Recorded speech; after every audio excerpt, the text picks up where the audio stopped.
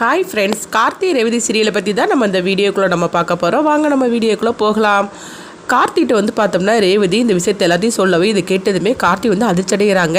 நீ அப்போவே எனக்கு ஃபோன் பண்ணியிருக்க வேண்டியதுன்னு அப்படிங்கும்போது, இல்லைங்க எனக்கு என்ன பண்ணுறதுன்னே தெரியல, அதனால தான் வந்து அப்போ வந்து நானே வந்து இந்த மாதிரி நான் செஞ்சுட்டேன், அது மட்டும் இல்லாமல் அவனை பற்றி கம்ப்ளைண்ட் கொடுத்துட்டு அப்படிங்கும்போது, சரி வா நம்ம போய் ஸ்டேஷனில் போய் பார்த்துட்டு வரலாம் அப்படின்னு சொல்லிட்டு கார்த்தி வந்து ரேவதி அழைச்சிட்டு நேராக ஸ்டேஷனுக்கு வராங்க. ஆனால் அதுக்கு முன்னாடியே பார்த்தோம்னா முருகனை ஜாமீனில் எடுத்து அவங்க கூட்டிகிட்டு போயிடவும், அவங்க போனதுக்கப்புறமா கார்த்தி ரேவதியும் அங்கே ஸ்டேஷனுக்கு வராங்க.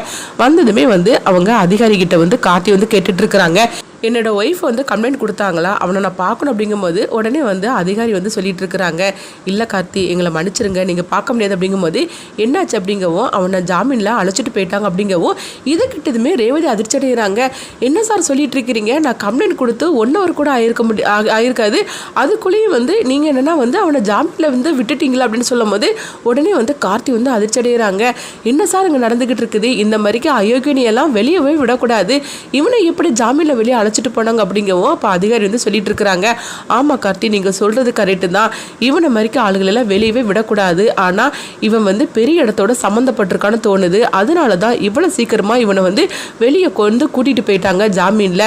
ஆக மொத்தத்தில் இவன் வந்து தனியாக வந்து இவன் இருக்கிற மாதிரிக்கு தெரியல, இவனுக்கு பின்னாடி வந்து பெரிய அளவில் ஒரு நெட்வொர்க்காக தான் இருக்குது, அதனால தான் இவன் மாட்டிக்கிட்டா அவங்க வந்து மாட்டிக்கிடுவாங்கன்னு சொல்லி தான் இவனை ஜாமீனில் அழைச்சிட்டு போயிட்டாங்க. என்னாலையும் வேற வழி தெரியல, ஆனால் இவனை மாதிரிக்கு ஆளுகளாக வெளியே இருந்தாக்கி அதாவது ரொம்பவே வந்து இந்த சமூகமே சீர்கெட்டு போயிடும், அந்த அளவுக்கு இவனுங்களாம் வந்து உள்ள தள்ளி நல்லா வந்து வெளியவே விடாத அளவுக்கு இவனுங்களுக்கெல்லாம் வந்து சரியான ஒரு தண்டனையை கொடுக்கணும். ஆனால் என்ன பண்ணுறதுக்கு சில நேரத்தில் இந்த மாதிரிக்கு தப்பு நடந்துருது, ஆனால் இவன் லேஸ்பட்டவனா இருக்கிற மாதிரிக்கு தெரியல, இவனை சுற்றி ஒரு பெரிய கூட்டமே இருக்கிற மாதிரிக்கு தான் தெரியுது, ஆனால் என்கிட்ட மட்டும் இவனை சிக்கனானுங்க, இவனுங்களை சும்மா விட மாட்டேன் அப்படின்னு சொல்லிட்டு இருக்கவும் இது கிட்டதுமே ரேவதிக்கு என்ன பண்ணுதுன்னே தெரியல. அதுமாதிரி கார்த்தியும் வந்து சொல்லிட்டு இருக்கிறாங்க, இவன் லேஸ்பட்டவனா இருக்கிற மாதிரிக்கு தெரியல அப்படின்னு சொல்லிட்டு இருக்கவும் அடுத்தது பார்த்தோம்னா வந்து அதிகாரி வந்து இவங்க 2 பேரும் கிளம்பி போகும்போது அப்போ வந்து கார்த்தியை கூப்பிடவும் உடனே வராங்க. என்ன சார் சொல்லுங்க அப்படிங்கும்போது, உங்க ஒய்ஃபை கொஞ்சம் ஜாக்கிரதையா பார்த்துக்குங்க அப்படிங்கவும், ஏன்னா அவனுடைய முழு கோவமும் வந்து இருக்கிற மாதிரிக்கு தான் தெரிஞ்சிச்சு, அந்த அளவுக்கு அவன் மறைச்சு பார்த்துட்டே போனா, அது மட்டும் இல்லாமல் வந்து ரேவதிக்கு அவனால எந்த ஆபத்து வந்துடக்கூடாது அப்படின்னு சொல்லிக்கிட்டு இருக்கவும் உடனே கார்த்தி சரி நான் பார்த்துக்கிட்டது அப்படிங்கிறாங்க, உங்களுக்கு எந்த ஹெல்ப் எப்போனாலும் என்கிட்ட கேளுங்க, எனக்கு ஃபோன் பண்ணுங்க அப்படின்னு சொல்லவும் உடனே வந்து கார்த்தி சரி அப்படிங்கிறாங்க. அடுத்தது பார்த்தோம்னா வந்து கார்த்தியும் ரேவதியும் வந்து காரில் வந்துட்டு இருக்கும்போது இப்போ ரேவதி வந்து அவனை அந்த முருகனை பற்றியே திட்டிக்கிட்டே வராங்க. இந்த அளவுக்கு வந்து இவ்வளோ சீக்கிரமாக வந்து அவனை ஜாமீனில் எடுத்துகிட்டு போயிருக்கிறாங்கன்னா அப்போ கண்டிப்பாக வந்து இவன் லேஸ்பட்டவனா இருக்க முடியாது, இவன் ரொம்ப அயோக்கியமானவனா இருக்கும் அப்படின்னு சொல்லிட்டு இருக்கும்போது வீட்டுக்கு வந்துருந்தாங்க. வந்ததுமே என்னாச்சு அப்படின்னு சொல்லி கேட்டுட்டு இருக்கவும் இப்போ ரேவதி வந்து சொல்கிறாங்க, அவனை ஜாமீனில் அழைச்சிட்டு போயிட்டாங்களா அப்படிங்கிறாங்க. இது கிட்டதுமே சாம்பிடிச்சு அதிர்ச்சி அடைகிறாங்க. என்ன ரேவதி சொல்லிட்டு இருக்கிற, இந்த மாதிரிக்கு அயோக்கியங்களால் வந்து ஜாமீனில் அழைச்சிட்டு போயிட்டாங்க அப்படிங்கும்போது, ஆமாம்மா நான் வந்து கம்ப்ளைண்ட் கொடுத்து 1 hour கூட ஆயிருக்காது, அதுக்கு முன்னாடியே வந்து இந்த மாதிரிக்கு வந்து அவனை வெளியே கூட்டிகிட்டு போயிட்டாங்க அப்படிங்கவும் இவனுங்களெல்லாம் சும்மா விடக்கூடாது அப்படின்னு சொல்லிட்டு இருக்கவும் அப்போ வந்து சாம்பிடிச்சு சொல்கிறாங்க, இவனை வந்து என்ன பண்ணுறான்னு பார் அப்படிங்கும்போது உடனே வந்து கார்த்தி வந்து அத்தை இந்த விஷயத்தில் நீங்கள் தலையிடாதீங்க நானே பார்த்துக்கிடுது அப்படிங்கும்போது அப்போ சாம்பிடிச்சு வந்து சொல்லிட்டு இருக்கிறாங்க, இவனெல்லாம் வந்து ஜாமீன்லேயே வெளியே விட்டுருக்க கூடாது, எப்படி விட்டாங்க அப்படிங்கும்போது அப்போ ரேவதி சொல்கிறாங்க, இல்லைம்மா அந்த அதிகாரி கூட அந்த மாதிரிக்கு தான் வந்து திட்டிகிட்டு இருந்தாங்க, இவனெல்லாம் ஜாமீனில் எடுத்துகிட்டு போகிறாங்கன்னா அப்போ இவனுக்கு பின்னாடி பெரிய ஒரு கேங்க இருக்குதுன்னு அர்த்தம் அப்படின்னு சொல்லிட்டு இருக்கோம். இப்போ சாம்பிடிச்சு வந்து அவன் யாராக இருந்தாலும் சரி தான் அவனை சும்மா விடக்கூடாது அப்படின்னு சொல்லிட்டு இருக்கவும், ஏற்கனவே நான் பெண்களுக்காக பல போராட்டங்களாக பண்ணியிருக்கிறேன், அப்படி இருக்கும்போது இவன் என்னன்னா வந்து பெண்களை இந்த மாதிரிக்கு வந்து ஒரு அசிங்கமான ஒரு வீடியோவெல்லாம் எடுத்திருக்கிறான், அப்போ ஆக மொத்தத்தில் இவனை சும்மா விடக்கூடாது அப்படின்னு சொல்லிட்டு இருக்கவும் அப்போ ரேவதி வந்து அதுதான் அவர் பார்த்துக்கிடுதுன்னு சொல்லிட்டாருலாமா, நீங்கள் அமைதியாக இருங்க அப்படின்னு சொல்லவும் அடுத்தது அங்கே பார்த்தோம்னா கார்த்திகிட்ட வந்து அவங்க மயில் வாகனம் வந்து கேட்டுட்டு இருக்கிறாங்க, என்ன கத்து என்ன யோசனை பண்ணிட்டு இருக்கிறீங்க அப்படிங்கும்போது, இல்லை அவனால் ரேவதிக்கு கண்டிப்பாக ஏதாவது ஆபத்து வரும்னு தோணுது அப்படிங்கவோ, அது மட்டும் இல்லாமல் இவங்கிட்ட வேற ஏதாவது வந்து பெண்கள் வந்து சிக்கிட்டு இருக்காங்களான்னு தெரியல, இவன் வந்து அதாவது இதுவே வந்து தொழிலாக இவன் வச்சிருப்பான்னு நினைக்கிறேன், அதனால இந்த கும்பலையே பிடிச்சாதான் இந்த பெண்களை இவங்கிட்ட இருந்து காப்பாற்ற முடியும், ஏன்னா ஏதாவது வீடியோ வெளியே வந்து இந்த மாதிரிக்கு வந்து தப்பாக நடந்துருச்சுன்னா அவங்களுக்கு அவங்க குடும்பத்துக்கு தெரிஞ்சிச்சுன்னா எவ்வளோ பெரிய விஷயமாயிரும் அப்படின்னு சொல்லிட்டு இருக்கவோ, இது எல்லாத்தையும் வந்து நம்ம வந்து கையும் குளமாக பிடிக்கணும் அப்படிங்கும்போது இங்கே பாருக்காரு கார்த்தி, நம்மளுக்கு எதுக்கு வம்பு அப்படிங்கும்போது இல்லைண்ணா அப்படிலாம் கிடையாது, இவனுங்களும் சும்மா விடக்கூடாது அப்படின்னு சொல்லிட்டு இருக்கவும், சரி கார்த்தி நீ கொஞ்சம் அமைதியாரு அப்படின்னு வந்து மயில்வாகன் வந்து சொல்லிட்டு இருக்கவும், அடுத்துதான் அங்கே ரேவதியை தான் காட்டுறாங்க. அப்போ ரேவதி வந்து இதை பற்றி யோசனை பண்ணிட்டு இருக்கும்போதே அப்போ உடனே ரேவதி நினைக்கிறாங்க, நல்ல வேளை வந்து நம்ம அந்த கேமராவை வந்து இருக்கிற இடத்த கண்டுபிடிச்சோம், அப்படி மட்டும் இல்லைன்னா இன்னும் எத்தனை பெண்களையும் இந்த மாதிரிலாம் நாசம் பண்ணியிருப்பானோ தெரியும்னு சொல்லிட்டு இருக்கும் போதே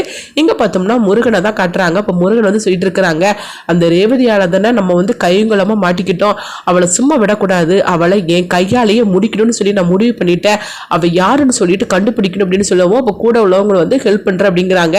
அடுத்ததான் பார்த்தோம்னா ரேவதி யாரு, எந்த வீட்டில் உள்ளவங்க, எங்கே இருக்குது, எந்த வீட்டில் இருக்கிறாங்க, அவங்க வீடு எதுன்னு சொல்லிக்கிட்டு எல்லாத்தையுமே வந்து முருகனை வந்து கண்டுபிடிச்சிருந்தாங்க. கண்டுபிடிச்சதுமே அவங்க ரேவதியை வாட்ச் பண்ண ஆரம்பிச்சிருந்தாங்க.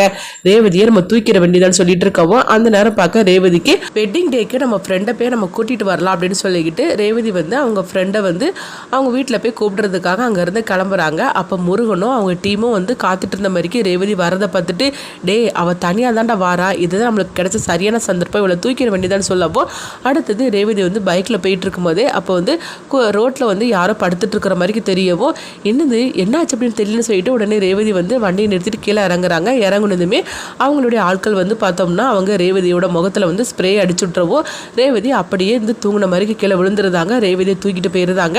வண்டி பார்த்தோம்னா அப்படியே ஒரு இடத்துல வந்து கீழே வந்து அது போட்டு போயிடவோ அப்போ உடனே வந்து ரேவதியை ஒரு குடனுக்குள்ளே அழைச்சிட்டு போயிருந்தாங்க.